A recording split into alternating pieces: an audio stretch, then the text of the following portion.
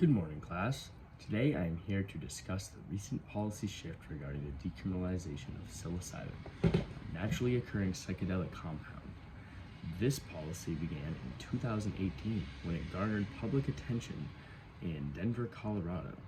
This initiative gained momentum due to the evidence that suggested psilocybin could have therapeutic utility in treating mental health disorders such as anxiety, depression, and PTSD.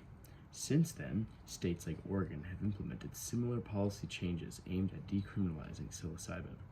In November of 2020, Oregon passed two laws, the Psilocybin Service Initiative, PSI for short, and the Drug Addiction Treatment and Recovery Act, or DATRA. The PSI law legalized the use of supervised and aided psilocybin in controlled environments, and a system for the manufacturing and distribution of psilocybin within state regulations was created. The DATRA law dealt with the reclassification of drug possessions and the penalties associated with specific drugs, with the goal of providing access to treatment for drug addiction rather than incarceration. Main policy entrepreneurs who advocate and influence policy results for this particular stand were Facebook co-founder Mark Zuckerberg and his wife Priscilla Chan, who donated $500 million to ballot measure 110, which is the law that decriminalizes the possession of hard drugs within Oregon state jurisdiction. Oregon's policies regarding the decriminalization of psilocybin mushrooms was framed as a public health initiative aimed at minimizing the damage associated with drug crime. The main focus was on promoting health alternatives to addicts, such as treatment and resources to help them in a more empathetic light, as opposed to classifying them as crooks and criminals. The conditions that allowed for the successful adoption of this policy were a combination of political and social factors that allowed Oregon citizens to advocate for new ideas of change by putting the decriminalization of psilocybin in front of voters through ballots.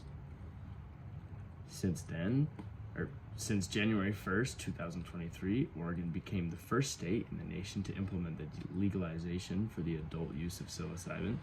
This naturally occurring psychedelic has shown significant promises for treating severe depression, post-traumatic stress disorder, end-of-life anxiety among the terminally ill, and other mental health conditions.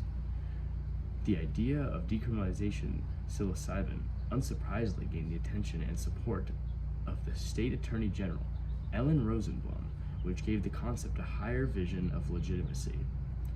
The contribution that ultimately put the ideas of new therapeutic benefits into the light were generally for the pressure of the people and the activist groups such as the Drug Policy Alliance and Arnold Ventures. Their members drafted the ballot initiative, which does away with damaging the drug law enforcement and uses cost savings to fund life-saving public health and addiction treatment services for people with substance use disorder.